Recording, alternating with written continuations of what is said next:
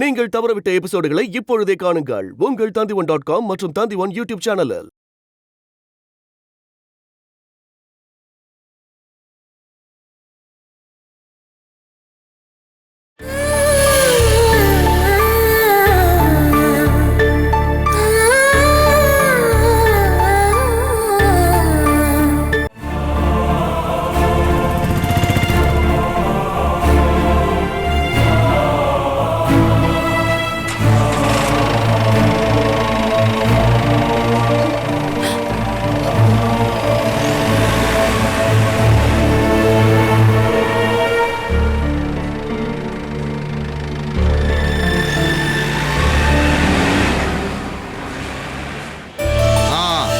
நடந்த பிரச்சனைகளுக்கு முடிவெடுக்க மை போட்டு பார்க்கணுங்கிற அவசியம் எல்லாம் கிடையாது. அந்த கிணறு இருக்கிற இடம் சரியில்லைன்னு நான் அன்னைக்கு வந்தப்பவே உங்ககிட்ட சொன்னல, முதல்ல அதை மூடணும். அந்த கிணறை மூட முடியாதுன்னு சொன்ன என்னங்க அர்த்தம்? உங்க குடும்பத்தில் ஒரு சாவு விழுறதை விடவா உங்களுக்கு அந்த கிணறு முக்கியம்? அந்த கிணறை மூடிட்டு பக்கத்துலயே இன்னொரு கிணறு நீங்க தோண்டணும். இந்த போர்வெல்காரங்களை நான் ஏற்பாடு பண்ணி தரேங்க. ஐயோ அவங்க இருக்க கூப்பிட்றேன். நீயோடா அப்படியே ஒன்று போட்டிருப்பேன். நான் கூட என் மேலே யாரோ பைக்கை ஏற்றி கொல்ல பார்க்குறாங்களோன்னு நினச்சேன். பெரியப்பா, இப்போ நீங்கள் எங்கே போகிறீங்க? நம்பிக்கை அப்படிங்கிற பேரில் ஒரு பிஸ்னஸ். இருக்கிற கிணறெல்லாம் தோஷம் அப்படின்னு அந்த வீட்டுக்காரங்களை நான் நம்ப வச்சு புதுசாக ஒரு கிணறை தோண்ட வைக்கிறேன். இந்த கிணறு தோண்ட வர்றவன் எனக்கு அதுக்கு ஒரு கமிஷனை கொடுப்பான். சரி, வண்டியில் ஏறுங்க. எங்கே கூப்பிட்ற? ஒருத்தரை பார்க்க போனோம், ஏறுங்க சொல்கிறேன். நேராக அந்த பொண்ணோட வீட்டுக்கு போய் ஏதாவது பாம்பு போடுற ஐடியாவில் இருக்கே என்ன? அவளோட வீட்டுக்கு இல்லை, இன்னொருத்தியோட வீட்டுக்கு. நீ அதுக்குள்ளே வேற ஒருத்தி பிடிச்சியே என்ன? எனக்கும் அவளுக்கும் இடையில ஒரு சின்ன பண பிரச்சனை இருக்குது, அதை தீக்க தான் போகிறேன். முதல்ல எனக்கு கமிஷன். பெரியப்பா ஏறுங்க, முதலும் கமிஷனும் எல்லாம் சேர்த்து உங்களுக்கு கண்டிப்பாக தரேன். கண்டிப்பாக தருவல? ஏறுங்க. ஏண்டா முதல்லயே அதை சொல்லியிருந்தேன்னா இந்த பேச்சுவார்த்தைக்கே இடம் இல்லையே. எதை சொல்லணுமோ அதை சொல்ல மாட்டேன். கிளம்பு. ஓ கிளம்பு கிளம்பு கிளம்புடா.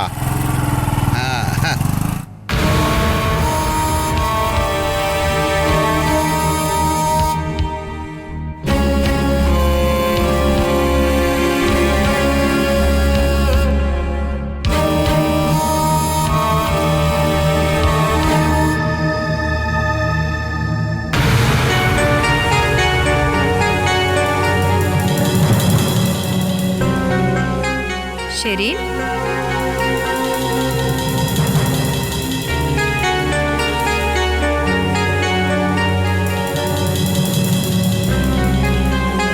என்னமாச்சு? ஏன் இவ்வளவு வருத்தமா இருக்க? சிசிலி ஆண்டி, அப்பா என் மேல பாசமா தான் இருக்காரு. எல்லாமே எனக்காக தான் பண்றாரு. ஆனா அதெல்லாம் பேச்சுல மட்டும்தான் இருக்கு. அப்பா என்னைக்காவது எனக்காக ஒரு 5 நிமிஷம் ஒதுக்கி வைக்கிறாரா? நாங்க 2 பேரும் ஒன்னா உட்காந்து சாப்பிட்டு எத்தனை நாள் ஆச்சு? அதை நினைச்சு கவலைப்படாதம்மா. உங்க அப்பா கிட்ட இருந்து உனக்கு கிடைக்காத பாசத்தையும் அன்பையும் உன்னை கல்யாணம் பண்ணிக்க போற அந்த ஆள்கிட்ட இருந்து கிடைக்கும். அப்பா கண்டுபிடிக்கிற ஆள் தானே. அப்பாவை விட அவரு பிஸியா இருப்பாரு. அப்படியெல்லாம் எதுவும் இல்லம்மா. இங்க பாரு, உன்னை மட்டுமே காதலிக்கிற, உன்னை தவிர வேற எதை பத்தியுமே யோசிக்காத ஒரு ஆளு உன் வாழ்க்கையில வருவான்.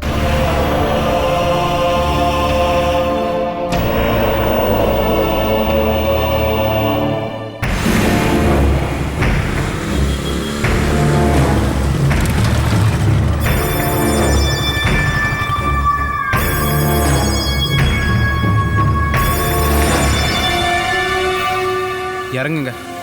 ஏண்டா இந்த வீடா? இறங்குங்க.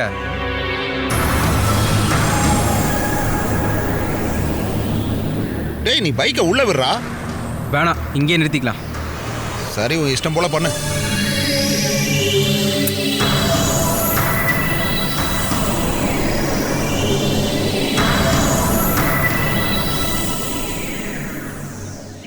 டேய், இந்த வீட்டில் இருக்கிற பொண்ணுக்கும் உனக்கும் என்ன பண பிரச்சனை? நீ ஏதோ வேற ஒரு பிளானோட தான் இங்கே வந்திருக்கிற மாதிரி எனக்கு தோணுது. இந்த வீட்டில் இருக்கிற பொண்ணுகிட்ட உனக்கு பண பிரச்சனை இருக்குங்கிறத நான் நம்புறேன். ஆனால் அதே சமயம் இது அதுக்கான இடம் இல்லை.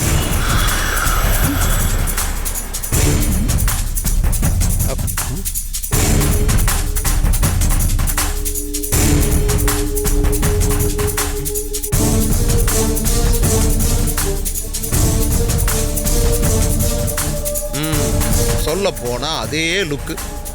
இந்த பொம்பளைக்கும் உனக்கும் பண பிரச்சனை இருக்கா என்ன? வாங்க.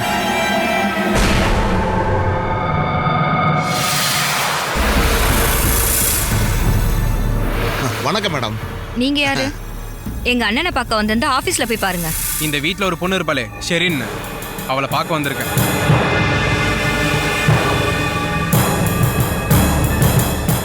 ஷெரீனை கூப்பிடுங்க. கூப்பிடுங்க. ஷெரீனை கூப்பிடுங்க. கூப்பிடுங்கன்னு சொல்றேன்ல. நீ எதுக்காக அவளை பார்க்கணும்? அது எங்க 2 பேருக்குள்ள இருக்கிற விஷயம்.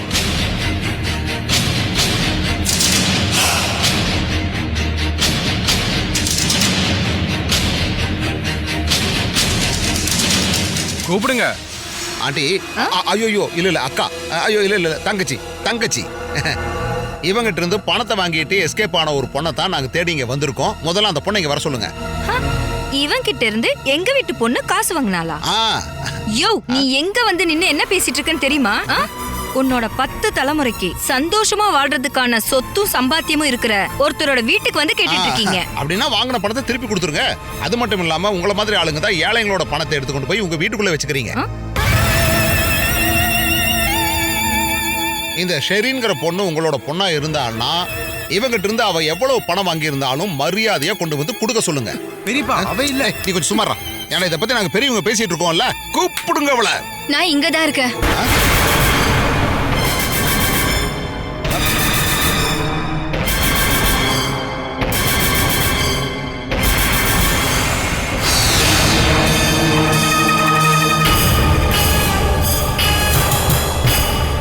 நான் யார்கிட்டயும் பணம் வாங்கல. ஹாஸ்பிடல்ல நீங்க கட்டின பணத்தை உங்க வீட்ல கொண்டு வந்து கொடுத்துட்டேன். உன் பணம்லாம் ஒண்ணு எனக்கு தேவையில்லடி. அது திருப்பி கொடுக்க தான் நான் இங்க வந்திருக்கேன். அப்ப நான் சொன்னதெல்லாம் எனக்கே ரிப்பீட்டா? இந்தா, நீ என் வீட்டுக்கு வந்து கொடுத்த 9,000 ரூபாய்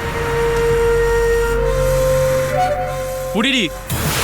ஓ, இவன் தான் நீ சொன்ன பையனா?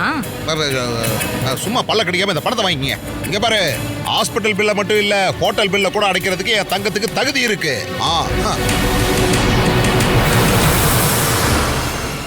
இத வந்து கொடுத்தது இல்லாம நீ அக்கா கிட்ட வந்து என்ன பத்தின அட்வைஸ் வேற வந்து கொடுத்துருக்க.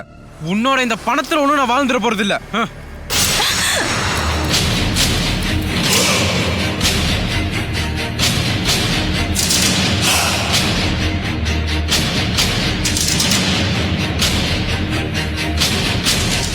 டேய், யாரா நீ? எங்க வந்து என்னடா பண்ற? அது அவகிட்ட கேளு. டேய் ரஞ்சித், இவள ரோட்ல வச்சு கண்டபடி திட்டினது இவன் தான். ஒன்னதாண்டா பார்க்கணும்னு நினைச்சிட்டு இருந்தேன். பிரச்சனை பண்ணாதடா. விட்டுடு. ஏய் வேண்டாம். விடுடா, வேண்டாம் சொல்றேன்ல. அக்காவை சண்டைக்கு இழுத்தவன் இந்த உலகத்துல உயிரோடவே இருக்க கூடாது. புரியுதா? கையேடுறா. வேண்டாம், விடுடா. ரஞ்சித், விட்டுடு. வேண்டாடா, விடுடா. அக்கானா இவளுக்கு மரியாதை என்னன்னு கத்து கொடுக்க. என்னடா பேசுறியா நீ? தம்பி, ரஞ்சித் விடுப்பா. பிரச்சனை பண்ணாதப்பா. விடு. வேண்டாம் ரஞ்சித். விட்டுடு ரஞ்சித். ரஞ்சித் சொல்றது கேளு. அப்பா வந்துட்டாரு. ரஞ்சித் விடுடா. அட வேண்டாம் சொல்றேன்ல. சொன்னா கேளு. டேய் தம்பி, சொல்றது கேளுடா. மாமா வந்துட்டாரு. சொல்றது கேளுடா. கேளு ரஞ்சித். அவனை விடுடா. அப்பா வந்துட்டாரு. அங்க பாரு. இவகிட்ட தப்பா பேசிட்டு இங்க வந்து பிரச்சனை பண்ற இவனை நான் சும்மாவே விட மாட்டேன். டேய் அவனை விடுடா. ரஞ்சித் விடு. ரஞ்சித்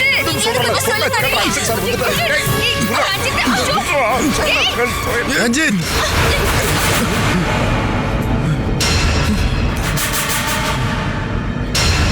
ஏன் மேலே கை வச்சிட்டல உன்ன? யார் வீட்டு முன்னாடி வந்து சண்டை போட்டுருக்கேன்னு உனக்கு தெரியுமா? டேய், நீ என்ன கொல்ல கூட்டு வந்திருக்கே என்ன? டேய், இனி நம்ம இருந்தா நம்ம தலை தப்பிக்காதுடா. டேய், நீ வா, வாடா. சொன்ன கேடா. இதெல்லாம் நம்ம அப்புறம் பாத்துக்கலாம். என்ன இங்க பிரச்சனை? அதெல்லாம் ஒரு பிரச்சனையும் இல்ல சார். இவன் வீடு மாறி வந்துட்டான். இதோ இப்ப கிளம்பிடுவான் சார். ஷெரின், எனக்கும் என் ஃபேமிலிக்கு அட்வைஸ் பண்றதுக்கு நீ வரவே கூடாது.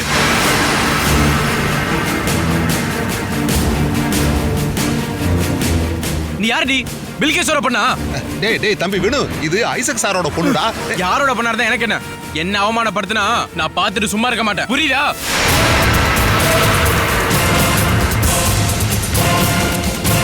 புரிஞ்சுதாடி? டேய், இதுக்கப்புறம் இங்க இருந்த பிரச்சனை ஆயிடும். வா. விடுங்க. விடுங்க சொல்றல. வண்டியில ஏறு, பைக்ல ஏறு. ஏறு ஏறு டேய் ஏறு வண்டி எடு ஸ்டார்ட் பண்ணுறான் ஏறு போடு வண்டி எடு ஓ கிளம்புடா கிளம்பு போலாம். யாரு அவன்? யாருன்னு கேக்குறேன்.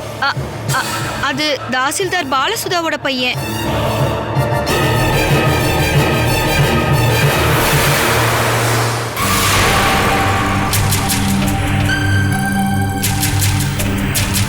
டேய், நாம ஜெயிப்போங்கிற நம்பிக்கை இல்லாதவங்கிட்ட சண்டைக்கு போகவே கூடாது.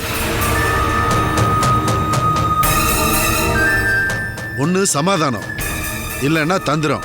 அதான் நல்லது.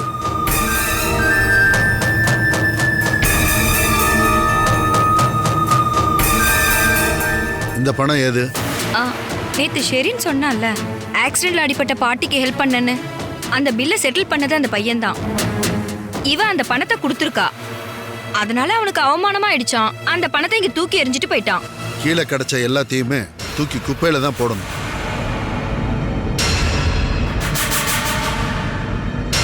சொல்றது புரியல? அதை யூஸ் பண்ணவே கூடாது. ரஞ்சித், என்ன அங்கிள்? அவன் யாரு என்னன்றத கொஞ்சம் விசாரிச்சு வை. அப்பா, அவர் என் மேல இருக்க கோவத்தினால தான் வந்திருக்காரு. அந்த கோவம் போயிடுச்சு. அவரோட வேலையை பார்க்கட்டுமேப்பா. அவன் எங்க வேணாலும் வரலாம் போகலாம். ஆனா என் வழியில குறுக்க வராம இருக்க நான் கவனமா இருக்கணும்ல.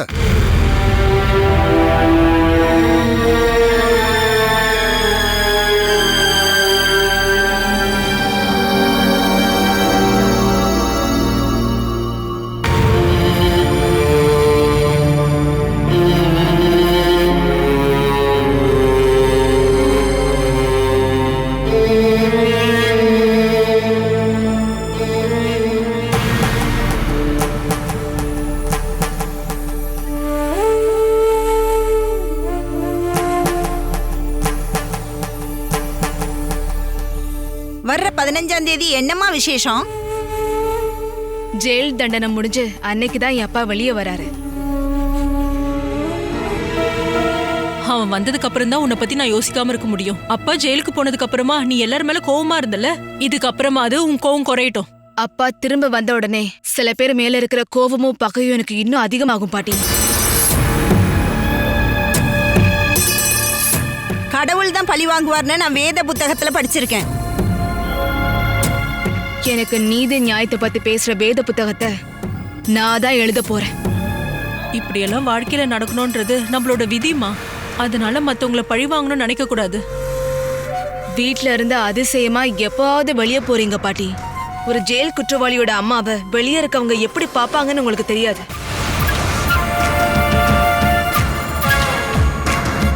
ஒரு கொலைக்காக தண்டனை அறிவிக்கப்பட்ட அப்பாவோட மக அப்படிங்கிற முறையில நான் அந்த அசிங்கம், அவமானம், அவமரியாதை எல்லாத்தையும் சகிச்சுக்கிட்டேன். அதுக்கு பதிலடியா நான் என்னோட வழியில பழி வாங்கணும்ல, அத நான் கண்டிப்பா பண்ணுவேன்.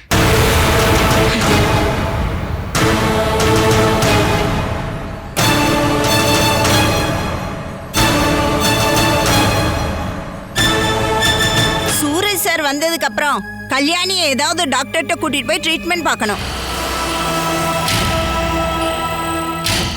இல்லைன்னா அவ நம்ம கண்ட்ரோல்ல இருக்க மாட்டா. ஜாக்கிரதையா இருந்தா கஷ்டப்பட வேண்டியதில்லை.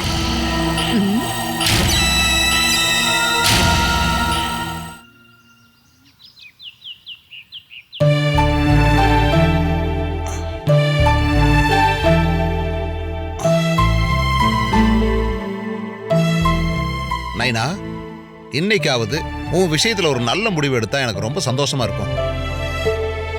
ஓ, இது வாடகை வீடு, ஆனா சொந்த வீடு மாதிரி ஒரு டெக்கரேஷனு. அடச்சி, என்னது இப்படி இருக்கு? இந்த இடத்துல ஒரு வழி வச்சிருந்தா நான் இப்படியே அந்த பக்கம் போயிருப்பேன்ல.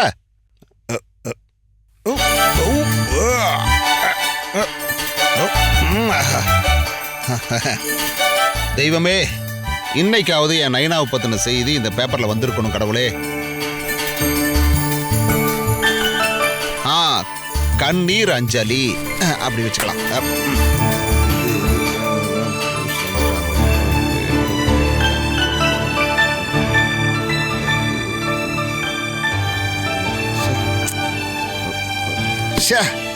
என்னடா இது இப்படி ஆயிடுச்சு? இன்னைக்கு வந்த பேப்பர்லயும் இவரை காணோம். நைனா, நீ பண்றது கொஞ்சம் கூட சரியில்லை. விபத்தில் மரணம் ஏதாவது இருக்கான்னு பார்ப்போம்.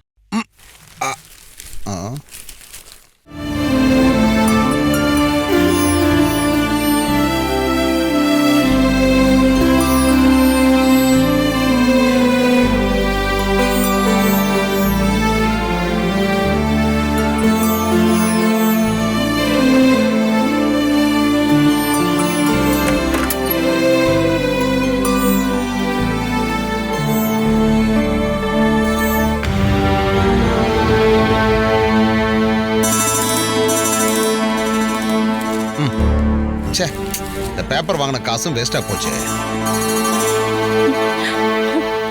புதுமான தம்பதிகள் ஒன்றாக தற்கொலை. இவங்களுக்கு அத்தை பாக்குறதுக்கு முன்னாடி அந்த மாலையை தூக்கி போடுங்க. அனிலா, நானே இப்பதான் இந்த பேப்பர் எடுத்து படிச்சுக்கிட்டு இருக்கேன். ஒண்ணு விடாம எல்லாத்தையும் பார்த்துட்டு முடிவு பண்ணிக்கலாம். ஒருவேளை அந்த செய்தியை நான் பார்க்காம விட்டுருந்தேன்னா? இப்படி ஒரு மகனை இப்பதான் நான் முதல்ல பாக்குறேன். உனக்கு என்னோட கவலை பத்தி என்னைக்கு புரிஞ்சிருக்கு? அனிலா, 5 வருஷத்துக்கு முன்னாடி காசிக்கு போயிட்டு வரேன்னு சொல்லிட்டு போன நைனாவை பத்தின தகவல் இது வரைக்கும் நமக்கு எதுவுமே கிடைக்கல. கூட்டி கழிச்சு பார்க்கும்போது அவர் உயிரோடு இருக்கிறதுக்கான வாய்ப்பு கொஞ்சம் கூட இல்லைன்னு தான் நினைக்கிறேன். உனக்கு ஒன்று தெரியுமா?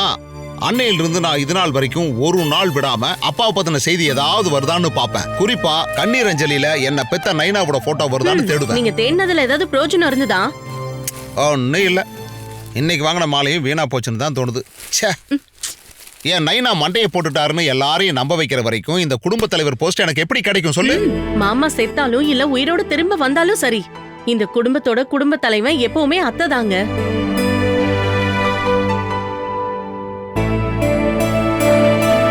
அது மட்டும் இல்லாம நீங்க இந்த காவி விஷம் போட்டுட்டு இருக்கிறதால மாமாவோட ஸ்தானம் கண்டிப்பா உங்களுக்கு கிடைக்காது. அடியே, நைனா இல்லாததுனால நான் அவர் ஸ்டைல காஸ்டியூம் போட்டுட்டு ஒன்னும் தெரியல. நைனா ரகசியமா வச்சிருந்த ஒரு ரகசியத்தை நான் கண்டுபிடிச்சுட்டேன். நைனாவுக்கு சொந்தமா ஒரு காவி வேட்டியும் ஒரு காவி துண்டு மட்டும்தான் இருந்துச்சு. எப்பவும் ஒரே காஸ்டியூம்ல இருக்கிறதுனால இந்த மாதிரி நிறைய காஸ்டியூம் அவர் வச்சிருப்பாரோன்னு எல்லாரும் நினைச்சாங்க. அந்த ஃபார்முலாவை தான் நான் இப்ப ஃபாலோ பண்றேன். இது மட்டும் இல்லாம நான் ஒரு செட் கதர் ட்ரெஸ்ஸும் எக்ஸ்ட்ரா வச்சிருக்கேன். ஒயிட் அண்ட் ஒயிட், அதாவது காவியும் கதரும், கதரும் காவியும், காவியும் கதரும். இப்படி மாறி மாறி யூஸ் பண்ற காம்பினேஷனை தான் இப்ப நான் ஃபாலோ பண்ணிக்கிட்டு இருக்கேன். இந்த மாதிரி மாத்தி மாத்தி வேஷம் போட்டுட்டு எத்தனை நாளைக்கு தான் இங்க இருப்பீங்க? அது இந்த தடவை சுமேஷ் கல்ஃப்ல இருந்து வரட்டும், நாம ஒரு முடிவு எடுத்துறலாம். சுமேஷ் வந்தாலும் அத்தை மனசு வைக்காம இந்த வாடகை வீட்ல இருந்து உங்களுக்கு விடுதலை கிடைக்கும்னு நினைக்காதீங்க. நீயும் அம்மாவும் கீரியும் பாம்பு மாதிரி இருந்தீங்கன்னா எப்படி வேலை நடக்கும்? இங்க பாரு, சுத்தமும் சுகாதாரமும் தான் முக்கியம்னு சொல்லி மத்தவங்க வீட்டுக்குள்ள போய் காய்ச்சல் மருந்து, பஞ்சு, ஆயின்மெண்ட் கொடுக்கற மாதிரி அம்மாவுக்கு ஐஸ் வைக்கிற மருந்தையும் நீ கொடுத்தாகணும்டி. ஒரு விஷயத்தை ஓப்பனா சொல்லட்டுமாங்க, கண்டிப்பா என்னால அந்த மாதிரி எல்லாம் பண்ண முடியாது. அது மட்டும் இல்லாம இவ்வளவு வருஷம் ஆகியும் உங்களுக்குள்ள மாற்றம் வந்திருக்கணும்ல. என்ன இருந்தாலும் அவங்க என் அம்மா. இதுக்கப்புறம் ஏதாவது மாற்றம் வரணும்னா அவங்க மண்டையை போடணும். அது வரைக்கும் சாட்சாத் ஜெகதாம்பா தான் இந்த வீட்டோட ஓனர். அனிலே,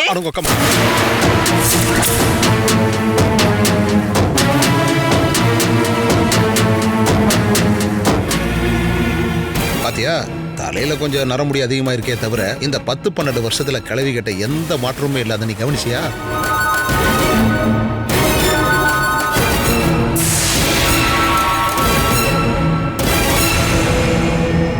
நம்மள மேல அனுப்பிச்சிட்டு தான் இந்த கிளவி மேல போகும்னு நினைக்கிறேன்.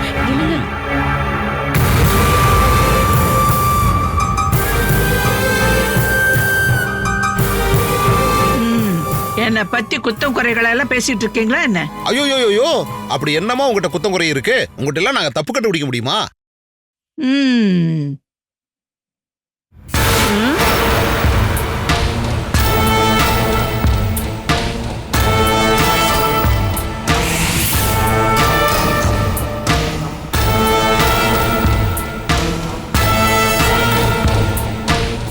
இந்த போட்டோக்கு யாரிடா மாலை போட்டது?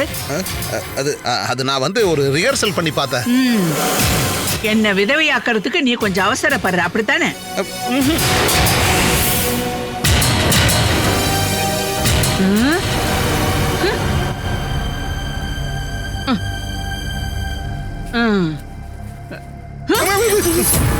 இதுக்கப்புறம் இந்த மாதிரி பண்ணவே கூடாது. அவர் எங்கேயோ போய் செத்து பண்ணாலும் அது என்கிட்ட சொல்லக்கூடாது. எனக்கு விதவையா வாழறதுக்கு மனசு இல்லடா.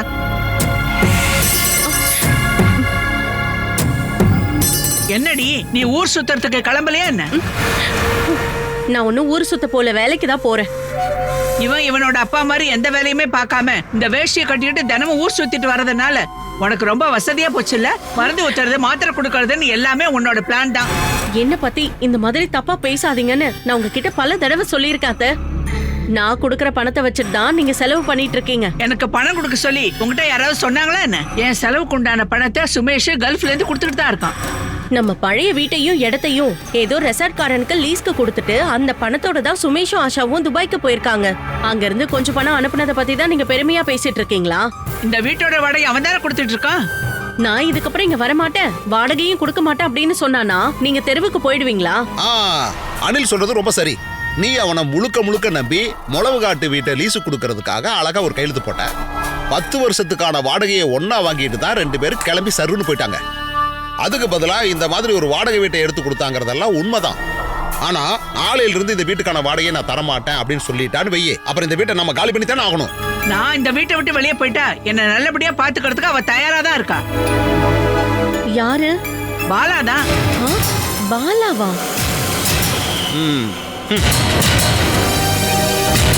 Catch us on TV, Tandivan.com, Facebook and YouTube.